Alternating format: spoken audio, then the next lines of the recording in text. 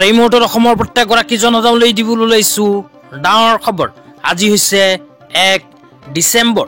আজি অসমৰ লাখ লাখ দুখীয়াসকললৈ কেইখনমান চৰকাৰী আঁচনি লৈ দিবলৈ ওলাইছো ডাঙৰ খবৰ। তো যিসকল মানুহে ভিডিঅ'টোত ক্লিক কৰিছে অনুগ্ৰহ কৰি ভিডিঅ'টো স্কিপ নকৰি প্ৰথমৰ পৰা শেষলৈ চাই থাকিব, কিয়নো এইটো ভিডিঅ'ৰ মাজত মুদ্ৰা লোন আঁচনিৰ পৰা আৰম্ভ কৰি মহিলাসকললৈ কেইখনমান নতুন খবৰ প্ৰদান কৰিম। অনুগ্ৰহ কৰি ভিডিঅ'টো স্কিপ নকৰি প্ৰথমৰ পৰা শেষলৈ চাই থাকিব। লগতে মোৰ চেনেলত নতুন হলে প্লিজ চেনেলটো ছাবস্ক্ৰাইব কৰি মোৰ লগত থাকিব আৰু ভিডিঅ'টো শ্বেয়াৰ কৰি আপোনালোকৰ বন্ধুবৰ্গক চোৱাৰ কাৰণে সুযোগ প্ৰদান কৰিব।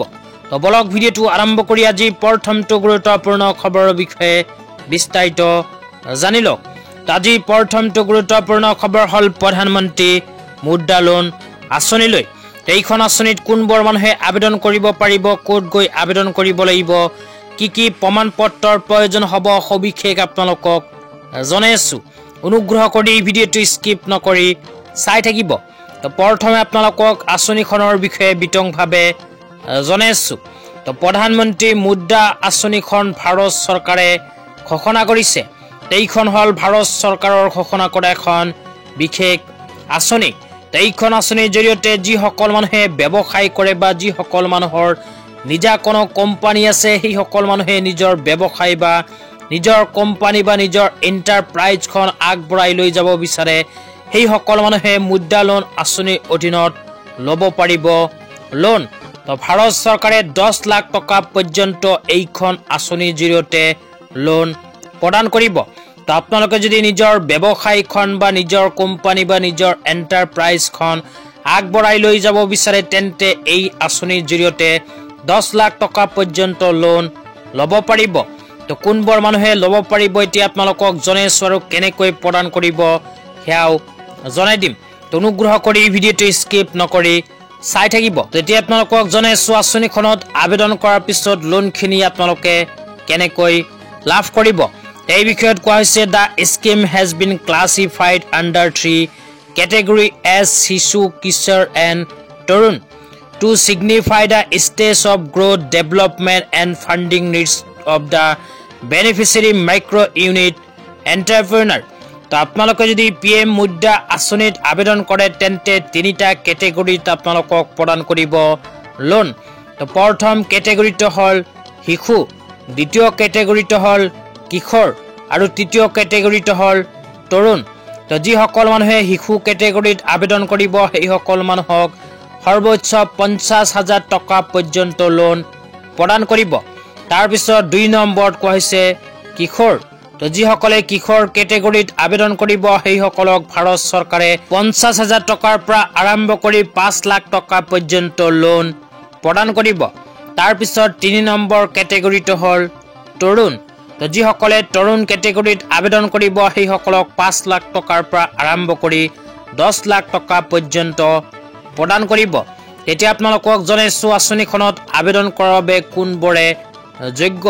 তো ইয়াতে প্ৰথমে কোৱা হৈছে ব্যক্তি, 2 নম্বৰত কোৱা হৈছে মালিকানাধীন চিন্তা, 3 নম্বৰত কোৱা হৈছে অংশীদাৰিত্ব ফাৰ্ম, 4 নম্বৰত কোৱা হৈছে প্ৰাইভেট লিমিটেড কোম্পানী, 5 নম্বৰত কোৱা হৈছে পাব্লিক কোম্পানী আৰু 6 নম্বৰত কোৱা হৈছে আন যিকোনো আইনী ৰূপ।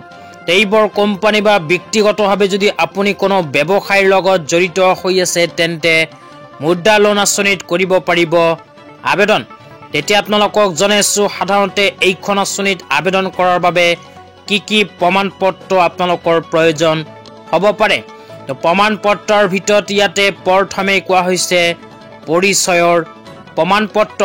তো পৰিচয়ৰ প্ৰমাণ পত্ৰৰ ভিতৰত যেনে voter ID card, driving licence, PAN card, Aadhaar card, passport, photo ID সব প্ৰমাণিত তথ্য। তো ইয়াৰ পিছত আপোনালোকৰ প্ৰয়োজন হ'ব বাসস্থানৰ প্ৰমাণ পত্ৰ। বাসস্থানৰ প্ৰমাণ পত্ৰৰ ভিতৰত কোৱা হৈছে বিদ্যুতৰ বিল, ভোটাৰ কাৰ্ড, আধাৰ কাৰ্ড আৰু এনেকুৱা প্ৰমাণ পত্ৰ আপোনালোকৰ প্ৰয়োজন হ'ব নিজৰ বাসস্থানৰ প্ৰমাণ পত্ৰ হিচাপে। তো বাসস্থানৰ প্ৰমাণ পত্ৰৰ ভিতৰত আপোনালোকে নিজৰ পঞ্চায়তৰ প্ৰমাণ পত্ৰ দিব লগা হ'ব পাৰে। লগতে আপোনালোকে যিখন ব্যৱসায় কৰে সেই ব্যৱসায়ৰ প্ৰমাণ পত্ৰৰ প্ৰয়োজন হ'ব। তো তাৰ পিছত এতিয়া আপোনালোকক জনাইছো আঁচনিখনত কেনেকৈ আবেদন কৰিব। তো আপোনালোকে যদি এইখন আঁচনিত আবেদন কৰিব বিচাৰে তেন্তে আপোনালোকে অনলাইনতে কৰিব পাৰিব আবেদন। তো ইয়াৰ কাৰণে চৰকাৰে মুকলি কৰিছে ৱেবছাইট। তো আপোনালোকে যদি আবেদন কৰা শিকিব বিচাৰে তেন্তে এইটো ভিডিঅ'ৰ কমেণ্ট বক্সত কমেণ্ট কৰি জনাই দিব। তেন্তে ইয়াৰ নেক্সট ভিডিঅ'ত আপোনালোকক জনাই দিম যে আপোনালোকে কেনেকৈ নিজৰ হাতত থকা মোবাইল ফোনটো দি মুদ্ৰা লোন আঁচনিত কৰিব পাৰিব আবেদন। তেতিয়া আপোনালোকক দিবলৈ ওলাইছো আজিৰ দ্বিতীয়টো খুবেই গুৰুত্বপূৰ্ণ খবৰ। আজিৰ দ্বিতীয়টো গুৰুত্বপূৰ্ণ খবৰ হ'ল চাহ শ্ৰমিকসকলৰ বাবে। তো চাহ শ্ৰমিকসকলৰ বাবে চৰকাৰৰ ফালৰ পৰা এনেকুৱা এখন আপডেট প্ৰদান কৰিছে। তো ইয়াতে কি লিখা আছে আপোনালোকক পঢ়ি শুনাই দিছো। অনুগ্ৰহ কৰি ভিডিঅ'টো স্কিপ নকৰি চাই থাকিব। তো ইয়াতে লিখা আছে চাহ শ্ৰমিক কৰ্মচাৰীৰ সুৰক্ষিত ভৱিষ্যত নিৰ্মাণৰ দিশত বৃহৎ পদক্ষেপ। 30 তাৰিখ পেঞ্চনৰ দিন।